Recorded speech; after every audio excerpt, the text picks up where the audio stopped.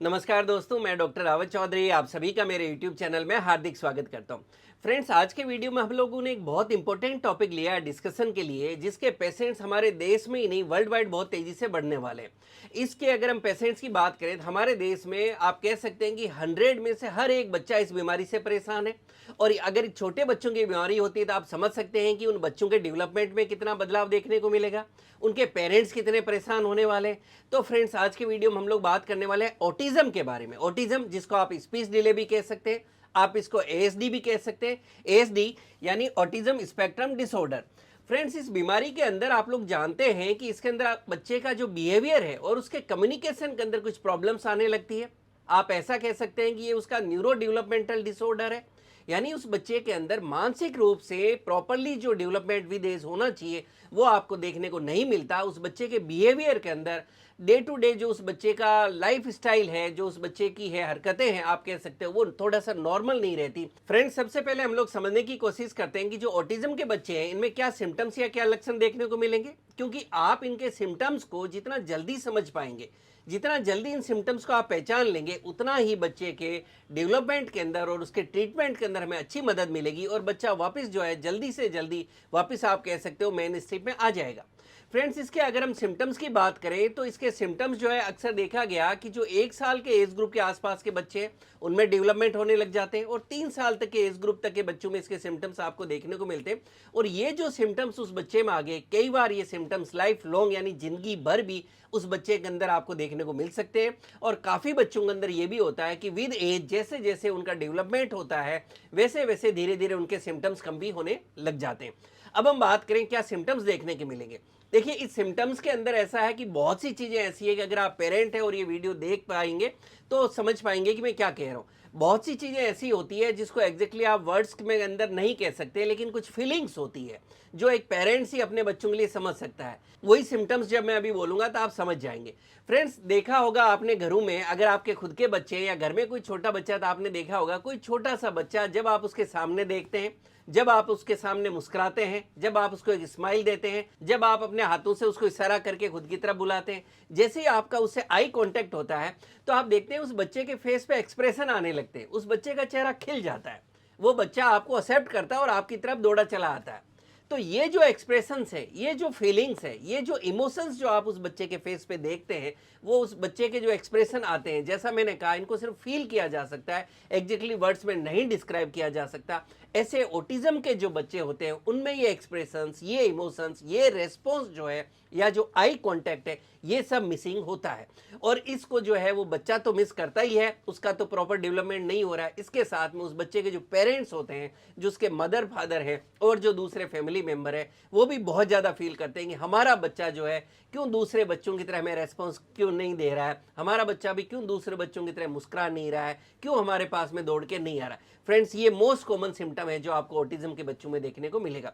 Next, अगर हम symptoms की बात करें तो ऐसे बच्चों के अंदर आपको देखने को मिलेगा कि ये बच्चे जो होते हैं दूसरे बच्चों के साथ ज़्यादा मिक्सअप नहीं होंगे, इनफैक्ट घर के दूसरे मेंबर्स के साथ भी ज़्यादा मिक्सअप नहीं होंगे। बच्चों को आप जानते हैं कि बच्चे दूसरे छोटे बच्चों के साथ खेलना बहुत पसंद करते हैं, लेकिन ये बच्चा अक्सर अकेला रहना पसंद करेगा, ये दूसरे बच्चों के साथ ज़्यादा मिक्सअप नहीं होगा, अकेला रहना इसको ज़्यादा पसंद होगा। और आप ऐसा भी कह सकते हैं कि ये बच्चा अपनी एक अलग ही दुनिया बना लेता है, मतलब दूसरों के साथ घुलना उठना बैठना खेलना इसको पसंद नहीं है, ये अपने हाल में ही रहता है और एक अलग ही दुनिया बना रखी है जिसमें अपने हिसाब से ये रहता है, क्योंकि बाकी ना तो फैमिली मेंबर्स के साथ में मिक्सअप होता है, ना ये दूसरे जो इस एज ग्रुप के बच्चे हैं उनके साथ में ज़्यादा खेलने में अपना इंटरेस्ट बताएगा। दोस्तों, ऐसे बच्चों के अंदर आप समझ सकते हैं कि जब उसका प्रॉपरली न्यूरोलॉजिकल मेंटल आप कह सकते हैं मानसिक विकास में थोड़ा सा अपने बच्चों से जब एज ग्रुप से लेट चल रहा होता है तो ऐसे बच्चे के अंदर कॉन्फिडेंस भी कमी होती है। ये बच्चा जब अपनी डे टू डे एक्टिविटीज़ कर रहा होगा, खेल रहा होगा, बाकी एक्टिविटीज़ भी कर रहा होगा, तो इस एज ग्रुप के बच्चों में जो कॉन्फिडेंस देखने को मिलता है वो इस बच्चे के अंदर अक्सर मिसिंग होता है।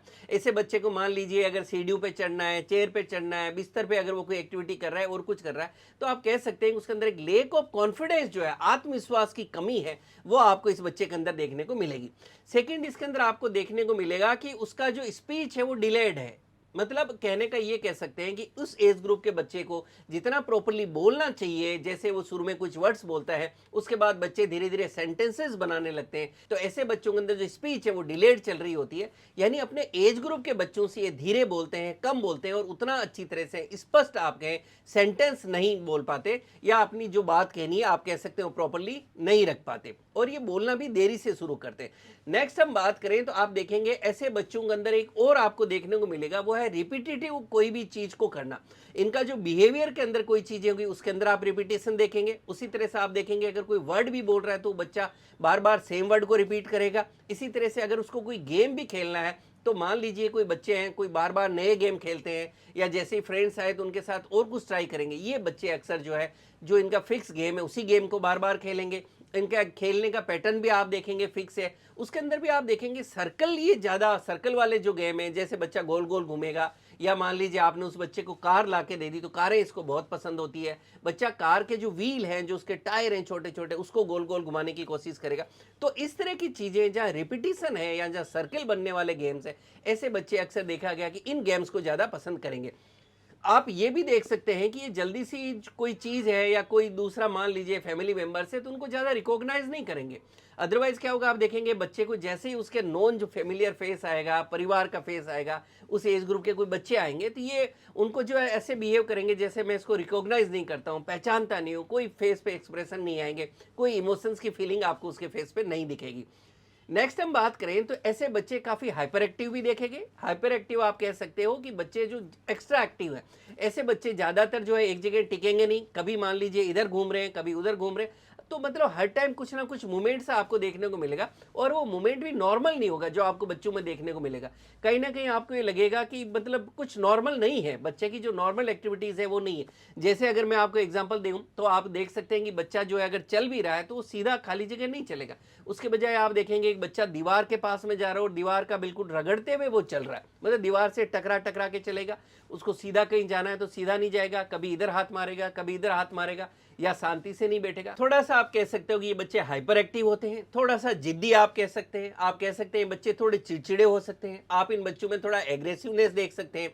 इसी तरह से आप देख सकते हैं कि इनकी जो खाने पीने की हैबिट्स है वो भी ज्यादा अच्छी आपको देखने को नहीं मिलेगी। इनका जो स्लीप पैटर्न है यानी इनकी जो नींद है वो भी ज्यादा अच्छी नहीं देखने को मिलेगी। आप जैसे मैंने बताया ये मूवमेंट भी कर रहे हैं तो उस टाइम भी जो है नॉर्मल वे में नहीं चलेंगे। कई बार आपको देखने को मिलेगा बच्चा पैरों पे जो है खड़ा होकर चल रहा है, कई बार हाथों का जो है अननेसेसरी मूवमेंट्स वगैरह कर रखा है। फ्रेंड्स, इस तरह के मूवमेंट जो होते हैं, इस तरह की जो एक्टिविटीज होती है, जो बिहेवियर और कम्युनिकेशन में जो आप इस तरह के चेंजेस देखते हैं, बस इसी का नाम ऑटिज्म है।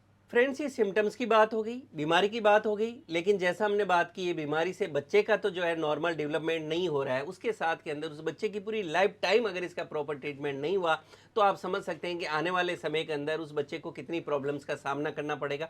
तो इसके प्रॉपर ट्रीटमेंट भी बहुत जरूरी है। इसीलिए इन सिम्टम्स को आप जितना जल्दी पहचान लेंगे, जितना आप प्रॉपरली इन सिम्टम्स को एड्रेस करके अपने डॉक्टर से मिलेंगे, प्रॉपर ट्रीटमेंट लेंगे, उतना ही हमें अच्छा इसके अंदर जो है वापस रिकवरी देखने को मिलेगी, और बच्चा धीरे धीरे वापस जो दूसरे बच्चे हैं उनकी तरह से हेल्दी अपनी जो है कि आप कह सकते हैं नॉर्मल लाइफ है वो जीने लगेगा।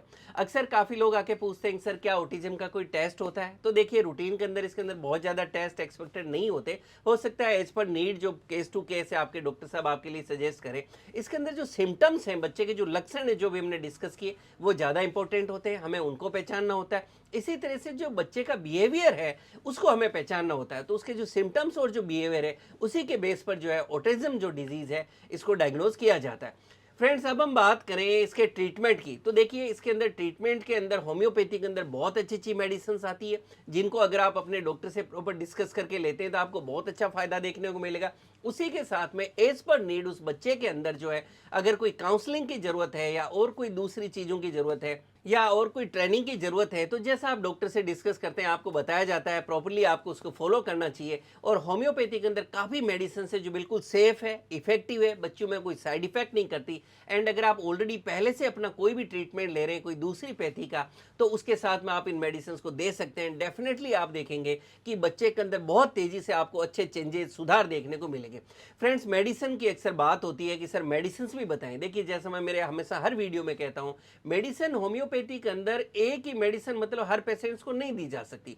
एक ही बीमारी के लिए अलग अलग पेशेंट्स के लिए हम लोग अलग अलग मेडिसिन डिस्क्राइब करते हैं। वो डिपेंड करता है उसमें क्या सिम्टम्स देखने को मिल रहे हैं, क्या हिस्ट्री रही है, ओवरऑल उसके अंदर क्या पर्सनैलिटी है, क्या क्या चेंजेस है, जिसको हम कहते हैं केस टेकिंग, यानी पूरा केस डिस्कस करके जो मेडिसिन दी जाती है वो बेस्ट वर्क करती है। बट फिर भी रूटीन के अंदर की हाँ कुछ मेडिसिन जो काफ़ी ज़्यादा यूज़ होती है वो अगर मैं आपके साथ शेयर करूं तो इसके अंदर एनाकार्डियम 30 पोटेंसी के अंदर देखा गया बहुत अच्छे रिजल्ट देती है। इसको सुबह शाम यूज किया जा सकता है एज पर नीड। इसी तरह से नेक्स्ट मेडिसिन है इथूजा। इथूजा को 30 पोटेंसी के अंदर यूज किया जा सकता है, इसको सुबह शाम यूज किया जा सकता है। इसी तरह से नेक्स्ट मेडिसिन बात करें तो हायोसाइमस भी देखा गया कि एक बहुत अच्छी मेडिसिन है। नेक्स्ट अगर हम बात करें तो स्टामोनियम 30 भी जो है ऑटिज्म की एक बहुत अच्छी मेडिसिन है। फ्रेंड्स, ये कुछ मेडिसिन है जो मैंने आपके साथ शेयर की। इसके अलावा भी बहुत सी मेडिसिन आती है जो as per science, as per symptoms जो है बच्चे को दी जाती है, और उसके अंदर आपको डेफिनेटली जैसा मैं कह रहा हूँ आप ट्रीटमेंट लेंगे तो देखेंगे कि आपको बहुत अच्छा फायदा देखने को मिल रहा है। फ्रेंड्स, इस वीडियो के थ्रू मैं आपको एक मैसेज और कॉन्फिडेंस देना चाह रहा हूं कि अगर किसी बच्चे को ऑटिज्म है, आपके घर में कोई बच्चा है जिसको ऑटिज्म है, आप परेशान नहीं हो। आपका जो भी उसका मैंने जैसा बताया, आप उसको कोई ट्रेनिंग वगैरह दिलवा रहे हैं, कोई स्पीच थेरेपिस्ट के पास ले जा रहे हैं, या कोई दूसरा आपका ट्रीटमेंट चल रहा है, आप उसको कंटिन्यू रखें, बच्चे के साथ मैक्सिमम टाइम बिताएं, ज़्यादा से ज़्यादा कोशिश करें बच्चा दूसरे बच्चों के साथ खेले, और आप साथ में होम्योपैथिक ट्रीटमेंट जरूर लें, और मुझे पूरा विश्वास है कि उससे आपको बहुत अच्छा फायदा होगा। Thank you.